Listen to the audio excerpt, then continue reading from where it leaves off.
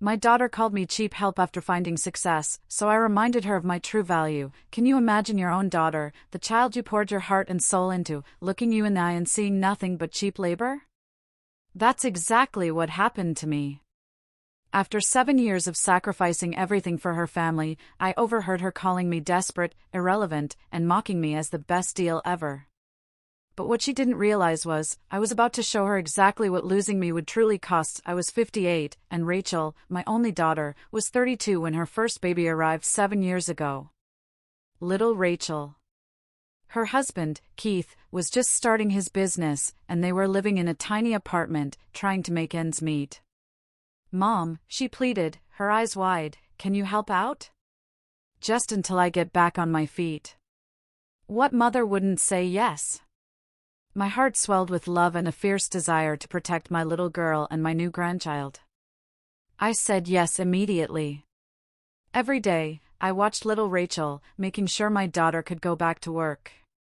2 years later, twins arrived, Noah and Lily. "Mom, I can't afford daycare for 3 kids. Can you keep helping?" she asked, promising to pay what she could. What she could pay was a measly $200 a week. Think about that, $200 for 3 children, 10 hours a day, plus cleaning her entire house, doing mountains of laundry, and cooking every single meal. That's less than $4 an hour. But I convinced myself they were struggling. Keith's new business, Rachel's student loans. I squeezed every penny until it screamed. I moved into a smaller apartment, stopped buying anything unnecessary, and ate rice and beans most nights. My back constantly ached from carrying twins, my knees throbbed from scrubbing floors. I was exhausted, but they were struggling, I told myself, so I never complained. Not once. 5 years melted into 6, then 7. Rachel got promoted. Senior manager, then director. Their financial situation clearly wasn't struggling anymore. They moved to a bigger house, then an even bigger one. "More space for the kids to play," she'd explain, brightly. "More space for me to clean," I thought, as I tackled 4 bathrooms, 5 bedrooms, and over 3,000 square feet. Still, it was $200 a week. "Mom, you know we're stretched thin with the mortgage," she'd say, and I believed her. Even when her nails were perfectly manicured every single week. Even when they jetted off to Cabo, Disney, and Hawaii. Keith's parents paid, she'd explain with a dismissive wave. Even when she drove up in a brand new Lexus. It's a lease, actually, cheaper than buying used. I kept believing, fiercely clinging to the idea that I was a loving, helpful mother, until 3 weeks ago. That's when the illusion shattered. Rachel was having lunch with her friend Brittany in the kitchen.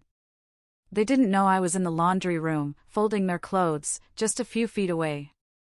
Brittany was complaining about her nanny wanting a raise. She wants $800 a week now for 1 kid. Highway robbery. Rachel actually laughed. A real, booming laugh that still echoes in my nightmares. "That's insane," she scoffed.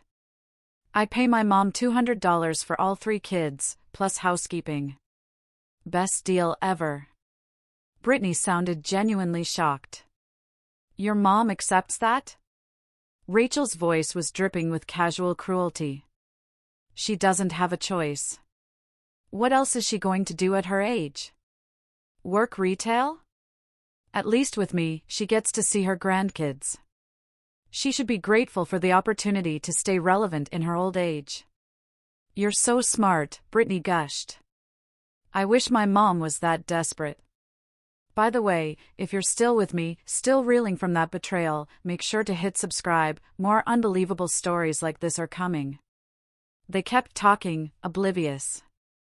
Rachel casually mentioned her salary, $180,000.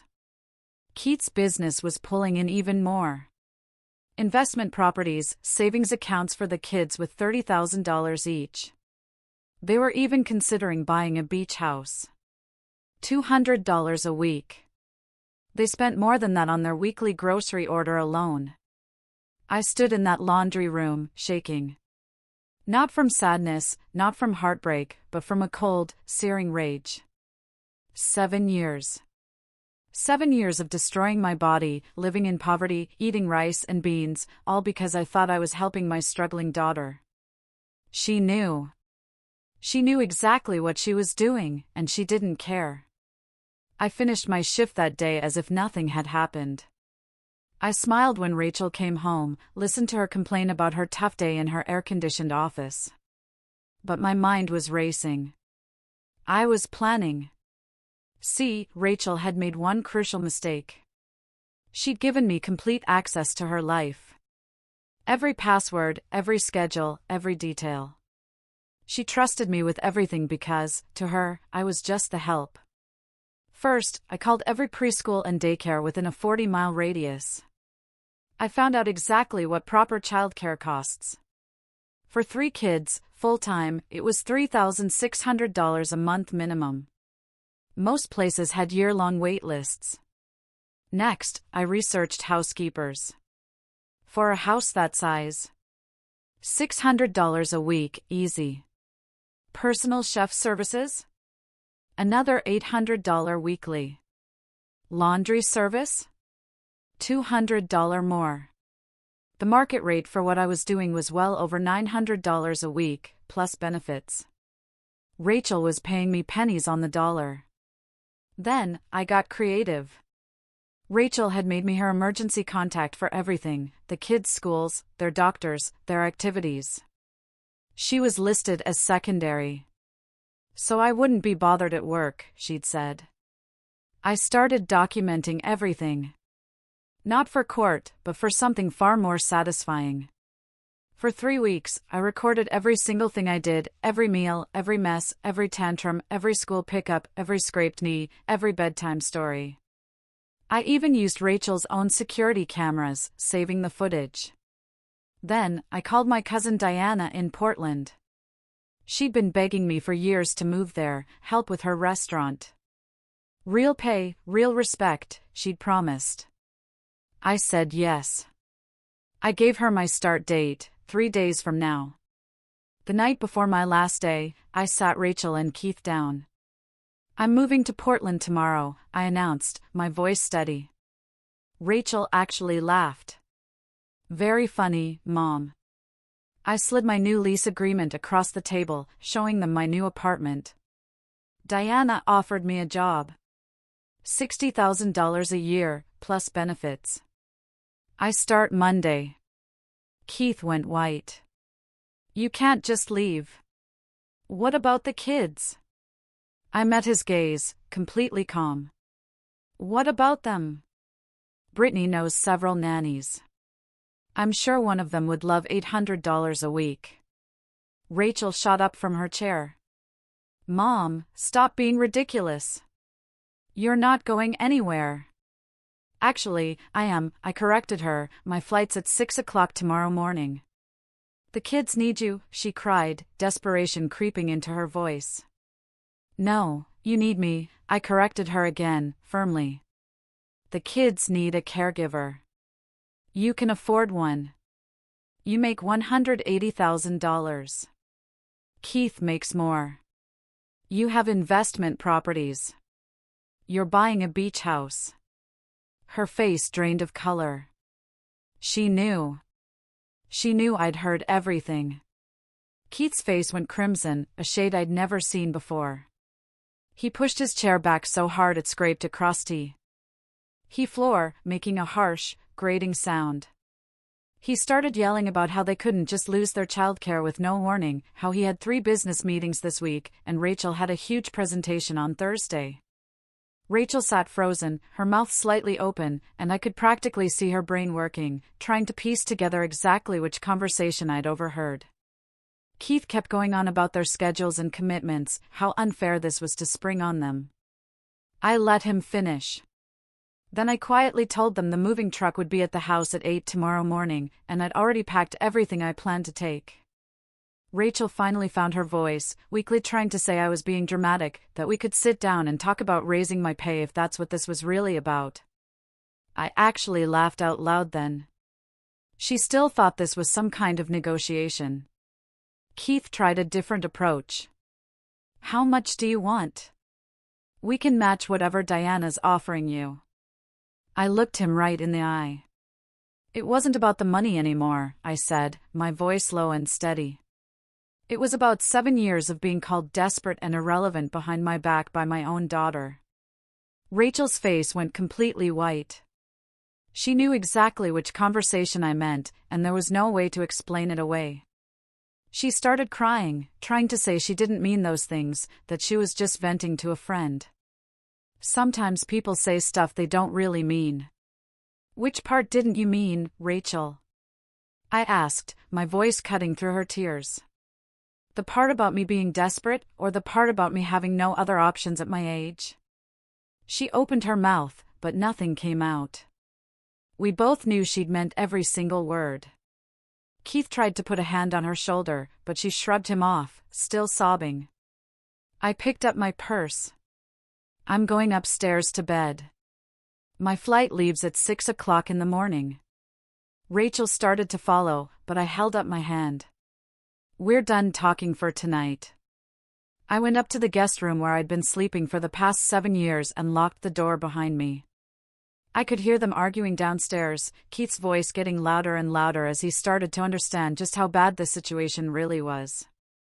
Rachel kept insisting I'd change my mind by morning, that I wouldn't actually leave the kids, that I was just trying to scare them. I lay in bed, staring at the ceiling, my packed suitcases sitting by the door. My mind raced, torn between the anger I felt at Rachel's betrayal and the crushing guilt about leaving my grandkids. Around 3 o'clock in the morning, I heard footsteps in the hallway. Then, Rachel was outside my door, crying and begging me to at least stay until they could find someone else. She was sorry, she'd pay me whatever I wanted. Please, just don't leave them like this. I stayed quiet on my side of that locked door. I knew if I opened it and saw her face, I might give in, and I couldn't let that happen. She cried out there for maybe 20 minutes before Keith came and led her back to their bedroom. My alarm went off at 5 o'clock. I could already hear sounds downstairs. Rachel always woke up early to watch her cartoons before school. My heart felt like it was breaking, knowing I wouldn't be there for their morning routine anymore. Wouldn't make their breakfast, or help them get dressed, or walk them to the bus stop. But I reminded myself that loving them didn't mean I had to let their mother treat me like cheap help. I got dressed, grabbed my suitcase, and headed downstairs. All 3 kids were sitting at the kitchen table, eating cereal. Little Rachel looked up and saw my big suitcase. "Where are you going?" she asked. I knelt beside her chair, explaining that Grandma was moving to Portland to start a new job at Diana's restaurant. Noah's face crumpled, and he started crying immediately. Lily asked if they'd done something wrong to make me leave. I hugged all 3 of them, promising they hadn't done anything wrong, that Grandma just needed to go work somewhere else. Now Rachel came into the kitchen, wearing her bathrobe. She looked terrible, like she hadn't slept at all. Her eyes were red and puffy, her hair a mess. She told the kids, in a flat, defeated voice, to finish their breakfast and get ready for school. Keith was standing in the corner of the kitchen, on his phone, already calling daycare centers. I could hear the frustration building in his voice as person after person told him about wait lists and no immediate openings. The moving truck pulled up exactly at 8 o'clock. 2 workers came to the door. Rachel followed me around as they started loading my boxes, trying one more time to convince me to stay. She offered $500 a week, then $700. I quietly told her the market rate for 3 kids, plus housekeeping, was $900 a week, plus benefits. She went completely silent. She was finally understanding just how badly she'd been underpaying me all these years. The movers finished loading the last box, and one of them came to the door, asking if I was ready to go. I grabbed my purse and a small bag with essentials for the flight. Rachel must have heard me moving towards the door because she came running from the living room and wrapped herself around my leg so tight I nearly stumbled. She was crying hard, her face pressed against my jeans, her little hands gripping my knees. I bent down and tried to hug her, but she just held on tighter, begging me not to leave, saying she'd be good, asking what she did wrong. My throat closed up, and I had to blink fast to keep from crying myself. I promised her I'd call every single night and visit as soon as I could. That grandma still loved her so much. But she was 7, and none of that made sense to her. All she understood was that I was leaving, and she couldn't stop it. I had to physically pry her fingers off my legs, one by one, while Rachel stood there watching with this blank, stunned expression. Noah and Lily came over too, and I hugged them both, feeling Noah's tears soaking through my shirt. I told them this wasn't their fault, that Grandma just needed to go work somewhere else now, that their mom and dad would take good care of them. Lily asked if we could still make cookies together, and I said, yes, next time I visit, even though I had no idea when that would be. Keith appeared next to me as I stood up and touched my elbow, asking if we could talk privately for a second. We stepped out onto the porch while Rachel herded the kids back inside. Keith's face looked different from any time I'd ever seen it, older somehow, tired, etched with worry. He said he was sorry for not realizing how bad the situation was. That he just trusted Rachel to handle the childcare arrangement fairly since it was her mother. I looked at him and said he benefited from my cheap labor just as much as she did. That he got to build his business and live in a big house while I ate rice and beans in a tiny apartment. Not knowing doesn't make you innocent, Keith, I told him, it just makes you willfully blind. He nodded slowly, said he understood, that he had no right to ask me to stay. He looked genuinely ashamed, standing there in his expensive polo shirt, but shame doesn't pay back 7 years of exploitation. I walked past him toward the moving truck and heard Rachel's footsteps behind me on the driveway.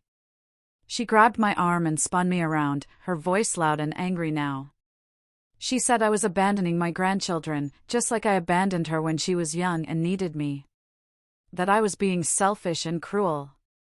Something hot flared in my chest, and I pulled my arm away. I never abandoned anyone, Rachel, I retorted, my voice trembling with suppressed fury. I'd been there every single day for 7 years while you got rich and bought investment properties and planned beach house vacations. You were the one who abandoned basic human decency when you decided your own mother was cheap help worth $4 an hour. The truck driver, standing by the cab, looked extremely uncomfortable and cleared his throat. I climbed into the passenger seat, and he started the engine. As we pulled away from the curb, I made the mistake of looking back. All 3 kids were on the front lawn, crying. Rachel was crouched down, trying to hold them, while they squirmed and reached toward the truck. The guilt hit me so hard I actually felt sick, my stomach twisting up. I forced myself to turn forward and watch the road instead. In the side mirror, I could see Keith, still on his phone, probably calling another daycare center and hearing the same thing about wait lists and costs. The drive to the airport took 40 minutes through morning traffic, and I spent every second of it questioning everything. My phone buzzed with a call from Caitlin, my best friend, and I answered without thinking. How did it go? She asked, and I nearly broke down, telling her I just left 3 crying grandchildren on a lawn, that I felt like the worst person alive. Caitlin's voice got firm. She reminded me that Rachel created this whole situation by exploiting me for years. That the kids would be fine once their parents actually stepped up and did their jobs. You can't light yourself on fire to keep other people warm, even if those people are family, she said.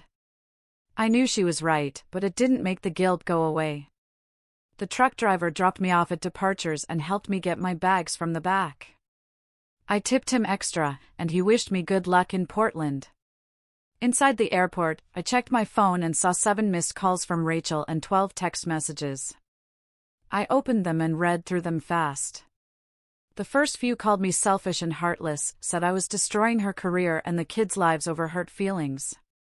The middle ones got desperate, offering me $1,000 a week, $1,500, whatever I wanted. The last message was just one word, please. I turned my phone completely off and checked in for my flight.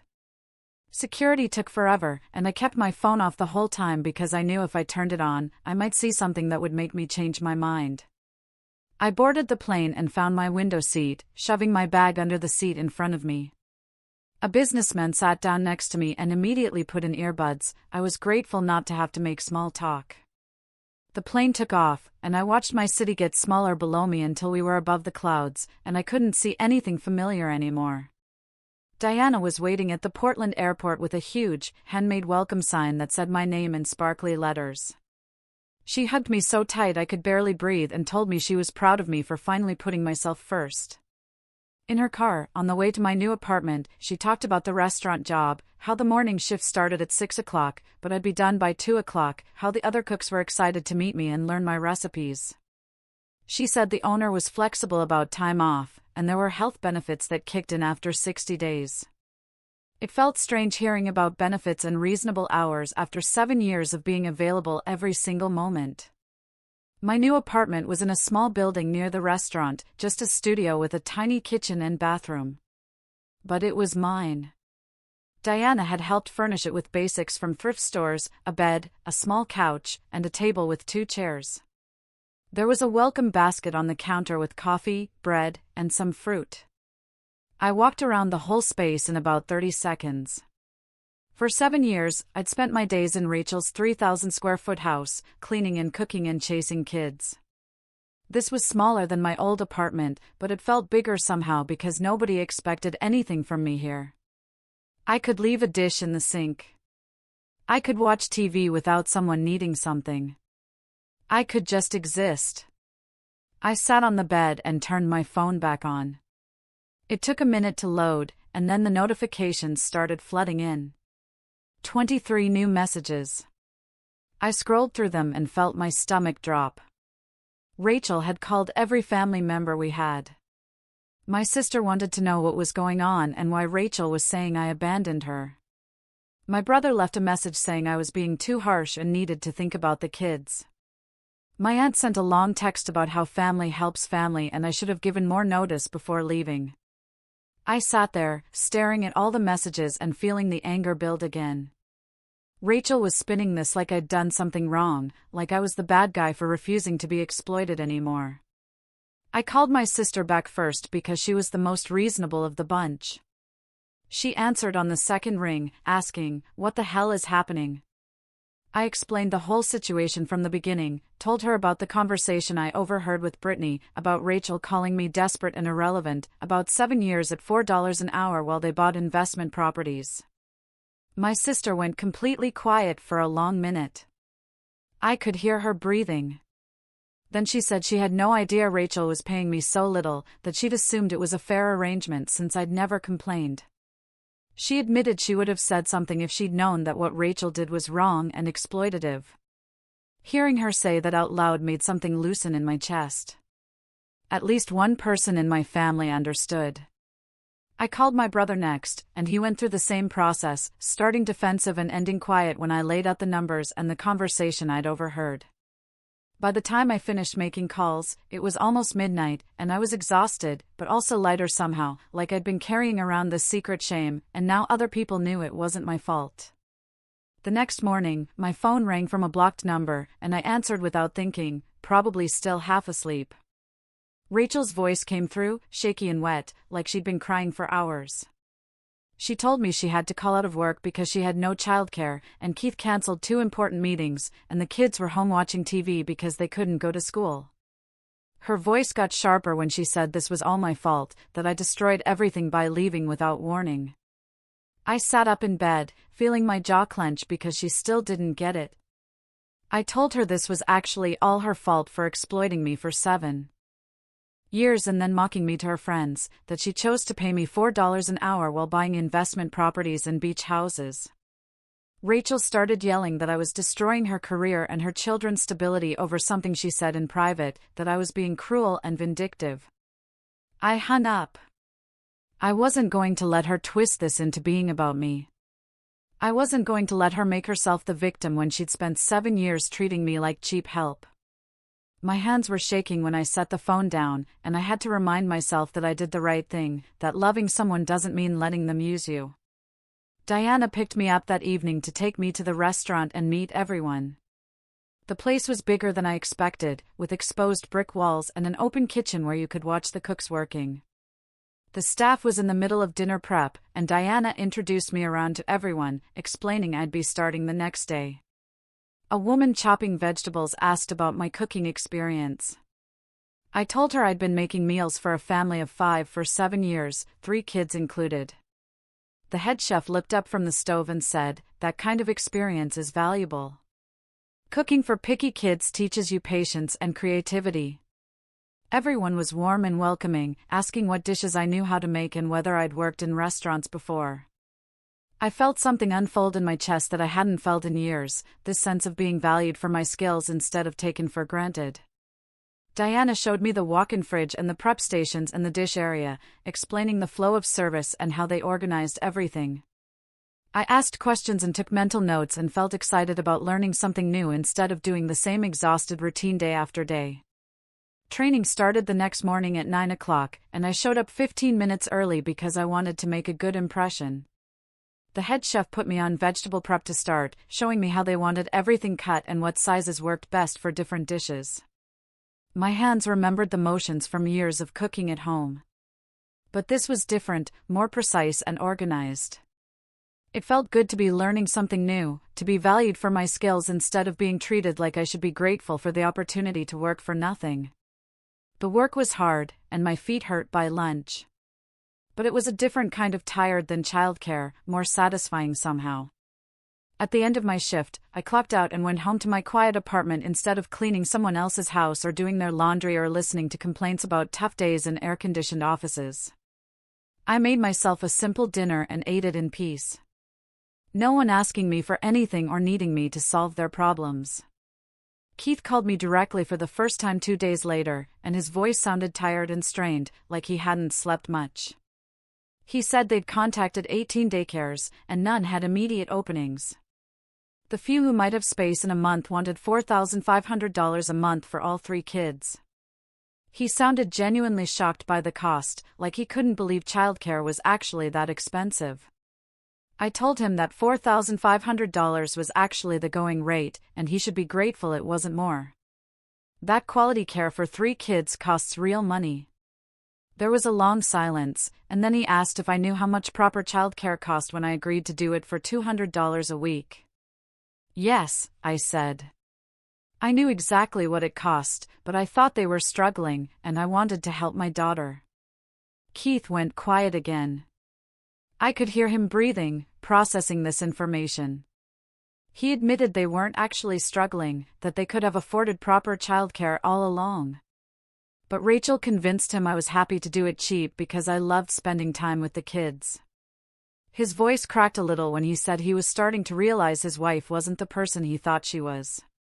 I felt a small spark of satisfaction hearing that, knowing their marriage was feeling the strain of what Rachel had done. He asked if there was any way I'd consider coming back.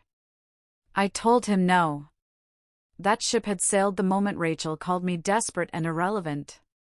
3 days into my new job, Rachel somehow got Diana's restaurant number and called during the lunch rush. Diana answered, and I saw her face change, getting tight around the mouth. She covered the receiver and told me Rachel was on the line, saying it was an emergency. I wiped my hands on my apron and took the phone, stepping into the back hallway where it was quieter. Rachel's voice came through, high and frantic, saying little Rachel was refusing to eat anything, and Lily wouldn't stop crying for me, and she didn't know what to do. She begged me to at least come back temporarily while they figured things out. Just a few weeks until they found proper childcare, she pleaded.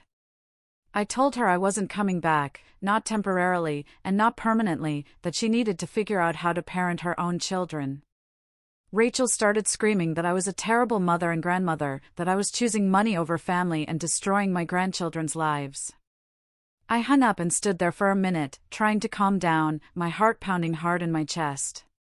Diana appeared beside me and pulled me into a hug, telling me I did the right thing and not to let Rachel guilt me into going back. That night, I video called the kids like I'd promised before leaving. Little Rachel's face filled the screen, and she immediately burst into tears, asking when I was coming home in this broken little voice that made my chest hurt. I explained again that Grandma lives in Portland now, but I still love them very much. That this doesn't change how I feel about them. Noah appeared next to his sister and asked if they did something to make me mad, his eyes wide and worried. I assured him this had nothing to do with them, that sometimes adults have to make hard choices, and this was one of those times. Lily climbed onto Rachel's lap and just stared at the screen, crying, not saying anything. Rachel appeared in the background, looking exhausted and defeated, her hair messy and her face pale. The kids kept asking questions I couldn't really answer in ways they'd understand, and eventually, Rachel took the phone and ended the call. I sat in my apartment afterward, feeling the weight of what I'd done. Missing those kids so much, it physically hurt. But I reminded myself that missing them didn't mean I should go back to being exploited, that I could love them and still protect myself. Caitlin called around 9 that night, and I answered on the second ring, my voice still shaky from crying. She asked how the video call went, and I told her it was awful, that seeing those kids broke something in me. She reminded me that loving them and protecting myself weren't opposite things, that I could do both at the same time. I sat on my couch in the dark apartment, holding the phone, trying to believe her words made sense. My brother called the next morning before my shift at the restaurant and started in immediately about family being more important than pride. He said I needed to compromise, that Rachel was my daughter, and those were my grandchildren. I asked him if he would work for $4 an hour while his boss got rich and made fun of him to friends. He went quiet for a long time and then admitted he wouldn't do that. But this is different, he insisted, because it's family. I told him that's exactly why it hurt so much, that Rachel knew I'd sacrifice anything for those kids, and she used it against me for 7 years. He didn't have an answer for that, and we hung up without really resolving anything. Diana pulled me aside during lunch prep 2 days later and introduced me to a woman named Samra Joyce, who ate at the restaurant most weeks. Samra was a family therapist, and Diana had mentioned my situation to her over coffee. We sat down together during my break, and Samra explained that what Rachel did was called financial exploitation, that it happened more often than people realized with adult children taking advantage of parents who felt obligated to help. She said the guilt and obligation got twisted into something that looked like love, but was actually control. Samra told me about other cases she'd seen where parents destroyed their health and finances thinking they were supporting struggling kids, only to find out later the kids were doing fine financially. She said healthy family relationships needed mutual respect and fair treatment, not guilt trips and manipulation. Hearing a professional use words like exploitation and control made something click in my brain that I'd been avoiding. Samra said my decision to leave was self-preservation, not abandonment. That I had every right to protect myself, even from family. The guilt I'd been carrying around like a weight started to feel a little lighter after that conversation. Knowing someone who studied this stuff thought I'd made the right choice. Keith called again about a week after I'd settled into my routine at the restaurant, and his voice sounded completely different, flat and defeated instead of angry. He told me Rachel had some kind of breakdown at work, and her boss sent her home for the rest of the week. They'd hired a temporary nanny at $800 a week, but the woman was young and had no idea how to handle 3 kids at once, especially twins who fed off each other's energy. Keith said the house was a disaster. The kids were acting out, and Rachel spent most of her time crying in their bedroom. He admitted he never really appreciated how much work I actually did every single day, that he was exhausted after just 1 week of trying to handle more of the parenting duties himself. Rachel was barely functioning according to Keith, snapping at the kids over small things and crying when they asked for me. He asked if there was any amount of money that would bring me back. Said they'd pay whatever I wanted. I told Keith this wasn't about money anymore, and it never really was. That it was about being treated like a human being instead of cheap help they could mock behind my back. He stayed quiet on the other end for a really long time. I could hear him breathing. Then he said he understood, that they didn't deserve to have me back after what they'd done. It was the first time either of them had really acknowledged they'd done something wrong instead of just being upset about the consequences. I thanked him for saying that and told him I hoped they figured things out, then ended the call before he could say anything else. Rachel's friend Brittany somehow got my number 2 days later and called me during the dinner rush at the restaurant. I stepped outside to take it. She immediately started yelling that I was ruining Rachel's life, that Rachel was a complete mess, and it was all because I was being stubborn and unforgiving. She said I was choosing pride over my own grandchildren, and that made me a terrible grandmother. I let her finish her whole rant and then asked if she remembered the conversation where Rachel called me desperate and irrelevant, where they both laughed about how cheap I was. Brittany went completely silent on the other end, and I could hear her breathing change. I asked if she'd work for someone who talked about her that way, and she hung up without answering. 2 weeks into my job at Diana's restaurant, I got my first real paycheck and stared at the number for a solid minute because it was more money than I'd seen in years. After my shift, I took myself out to a nice Italian place down the street and ordered whatever I wanted without checking prices first. I bought a new pair of shoes at the store next door, comfortable ones that weren't worn down at the heels from chasing toddlers around all day. Spending money on myself felt strange and almost wrong after so many years of living on nothing, but I forced myself to enjoy the meal and the shoes. Diana caught me after my shift the next day and said I was doing great with the kitchen work, that the other staff really liked working with me. She asked if I wanted to take on more responsibilities managing the kitchen prep and inventory ordering. The raise would bring me to $65,000 a year, which was more money than I'd ever made in my life. I accepted immediately without even thinking about it, feeling proud of myself for the first time in forever.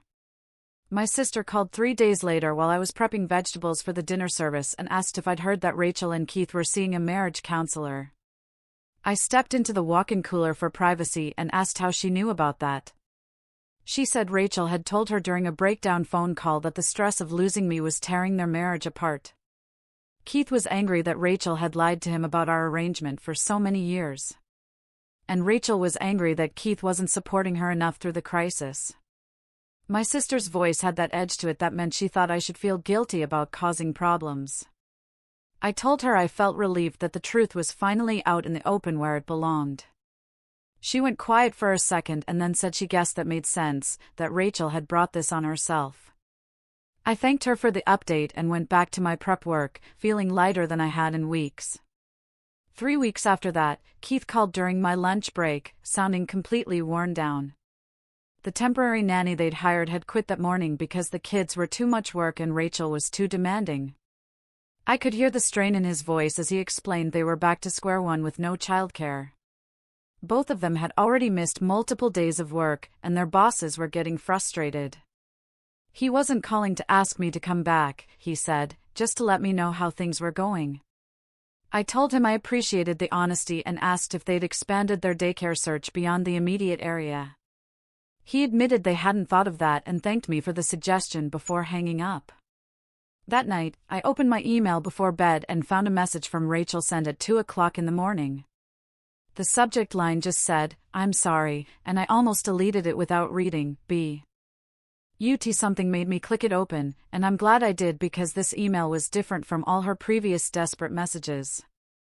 She didn't beg me to come back or make excuses for what she'd done.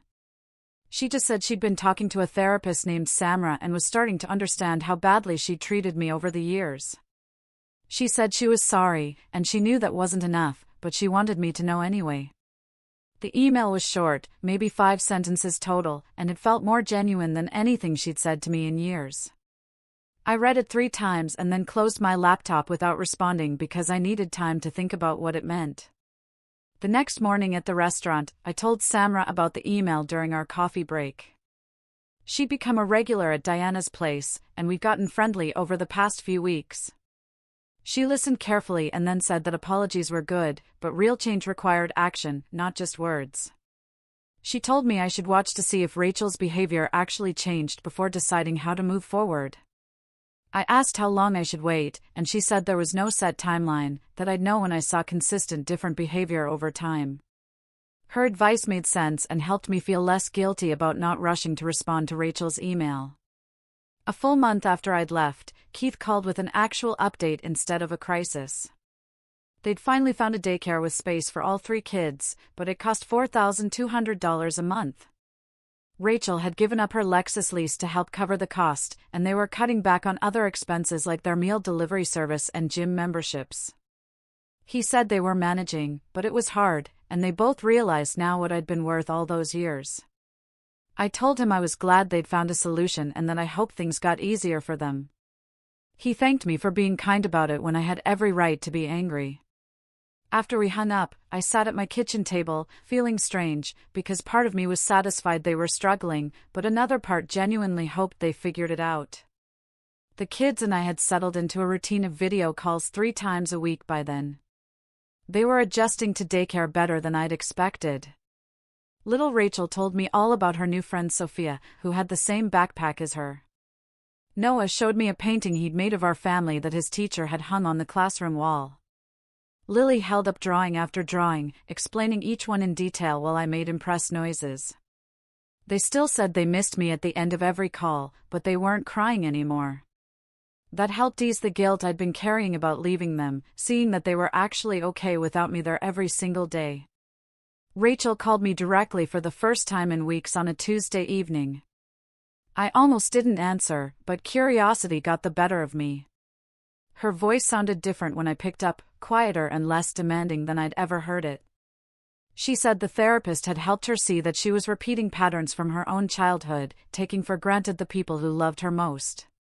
She asked if we could talk sometime, really talk, about what had happened between us.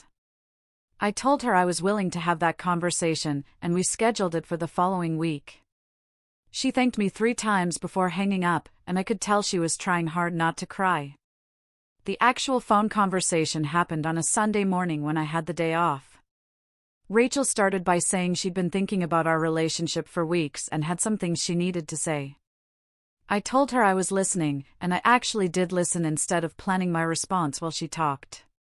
She admitted she'd known exactly what she was doing when she paid me so little, that she convinced herself it was okay because I was family and she'd want to help.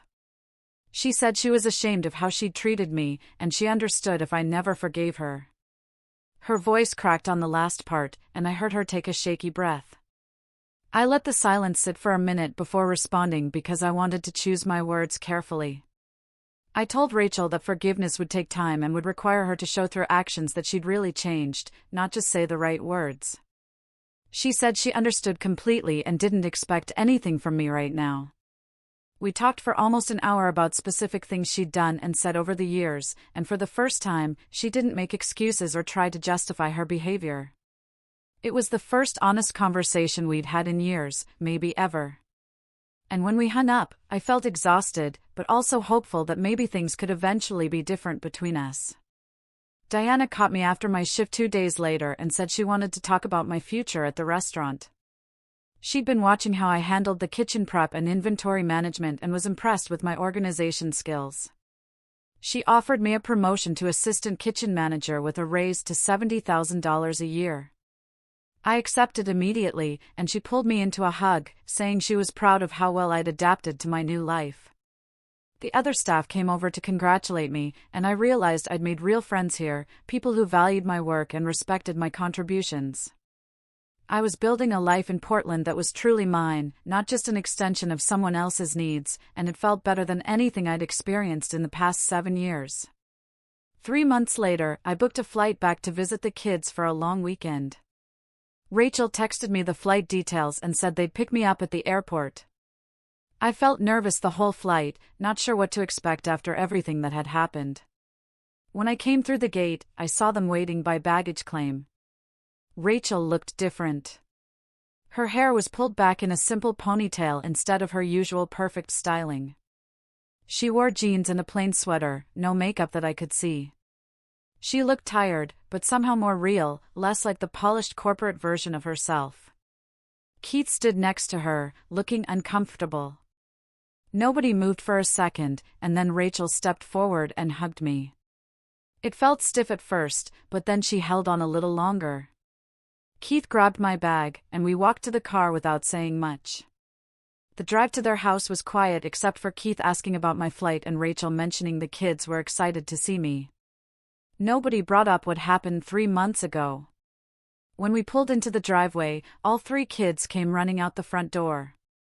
Little Rachel got to me first and wrapped her arms around my waist. She'd grown taller.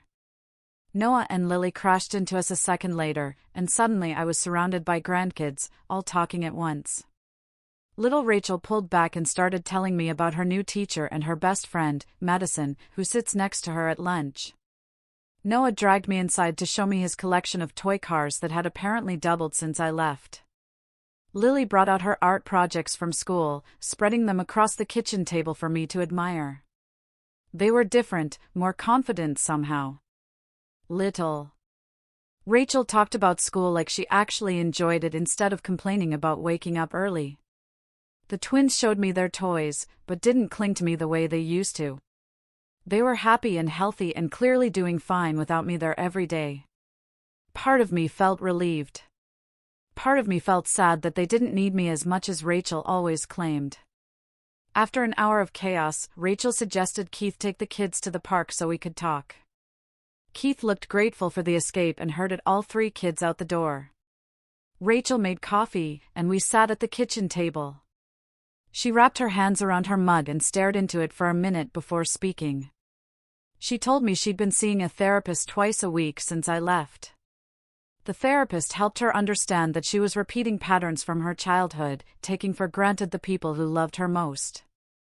She said she never learned to appreciate what people did for her because everything always came easy. Her voice got quiet when she admitted that she knew exactly what she was doing when she paid me so little. She convinced herself it was okay because I was family and should want to help. Rachel looked up at me with red eyes and said she was ashamed of how she treated me. She understood if I never forgave her. Then she pulled out her phone and showed me her credit card app. She'd been making payments on my old debt. The cards I'd maxed out trying to survive on $200 a week. Over $8,000 paid off in 3 months. I stared at the screen, not knowing what to say. The gesture touched me, but I told her that rebuilding trust would take more than money. She needed to show through actions that she'd really changed, not just say the right words. Rachel nodded and said she knew that. She didn't expect anything from me right now. She just wanted me to know she was trying. We talked for almost 2 hours about specific things that happened over the years. For the first time, she didn't make excuses or try to justify her behavior. She just listened and acknowledged what she'd done wrong. It was the most honest conversation we'd had in years, maybe ever. When Keith and the kids came back from the park, Keith asked if he could talk to me privately before I left.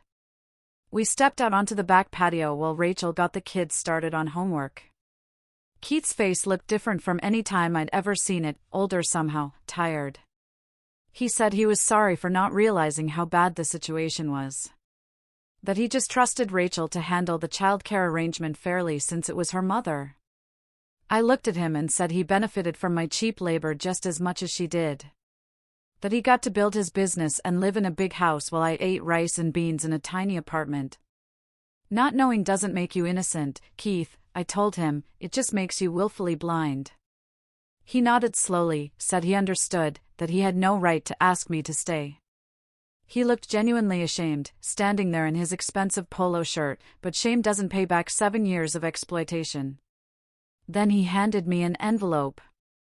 Inside was a check for $10,000. He called it back pay for the years they underpaid me. I tried to refuse, but he insisted, saying they'd been calculating what they should have paid versus what they actually paid. This was just the first installment.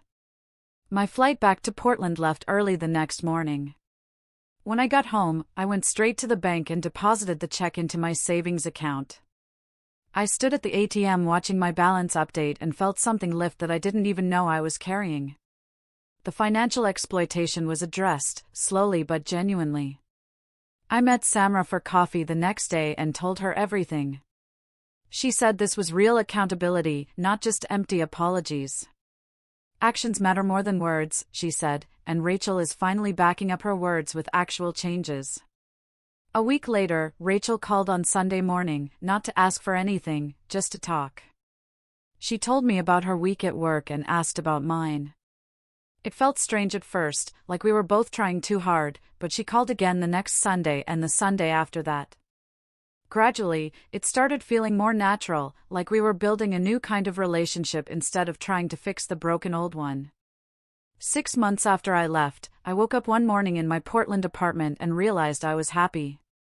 Truly, deeply happy. I had a job I enjoyed, where people valued my work. I had friends at the restaurant who invited me to dinner and movie nights. My apartment felt like home, with my own furniture and my own space. The guilt about leaving had faded into acceptance that I made the right choice for myself. Rachel called that afternoon and asked if she and the kids could visit Portland for a weekend. I agreed cautiously, and 2 weeks later they showed up at my apartment. Rachel helped Diana at the restaurant without being asked, jumping in to clear tables and refill water glasses during the dinner rush. She played with the kids at the park near my apartment without expecting me to take over. She was genuinely trying to be different. The kids loved Portland. Little Rachel wanted to see everything and asked a million questions about the city. Noah and Lily discovered a playground near my building and spent hours on the swings. On their last day, Rachel asked if they could visit again soon. Rachel promised they would and actually followed through, planning another trip for 2 months later. The consistency of her efforts started to rebuild some of the trust she destroyed. 2 months after that second visit, Keith called on a Tuesday morning while I was prepping vegetables at the restaurant. He said they had been putting money aside every month since I left and had finally saved enough to pay me back properly for all 7 years. He asked for my address to send a check. 3 days later, a certified letter arrived with a check for $98,000. I sat at my kitchen table, staring at that number for probably 20 minutes. The letter explained their math, how they calculated market rate childcare at $3,600 monthly, plus housekeeping at $600 weekly, for 84 months total. They had paid me $72,000 over 7 years when they should have paid $170,000. $98,000 was the difference. I called Keith back, and my voice shook when I thanked him. He said it was the least they could do and that they both wanted to make things right through actions, not just words. I deposited the check the next day and immediately set up a meeting with Diana about the restaurant. She had been talking about expanding the kitchen and adding a small bakery section, but needed capital. I offered $40,000 as an investment to become a partial owner.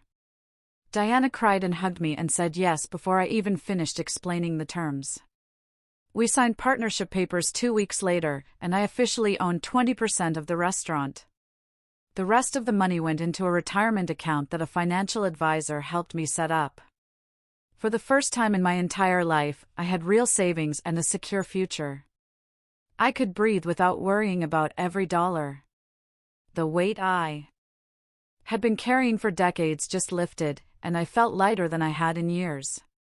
The months kept passing, and Rachel maintained her Sunday calls without missing a single week. She sent photos of the kids and updates about their lives without asking me for anything in return. She paid off the rest of my old debts and sent me a new winter coat when mine wore out. Small, steady actions that added up over time. A year after I left Portland, I flew back for little Rachel's 8th birthday party. My daughter had changed in visible ways, less polished and more present with her kids. She played games with them instead of checking her phone. She thanked the birthday party staff and tipped them well. Keith pulled me aside and said marriage counseling had been hard but worth it, that they were better partners now. The kids were thriving in their new daycare, and little Rachel had made close friends. Noah joined soccer, and Lily started taking art classes. They missed me, but they were happy and adjusted. Rachel and I talked that night after the kids went to bed, and she asked if I could forgive her someday. I told her I already had started to, that watching her actually change made it possible.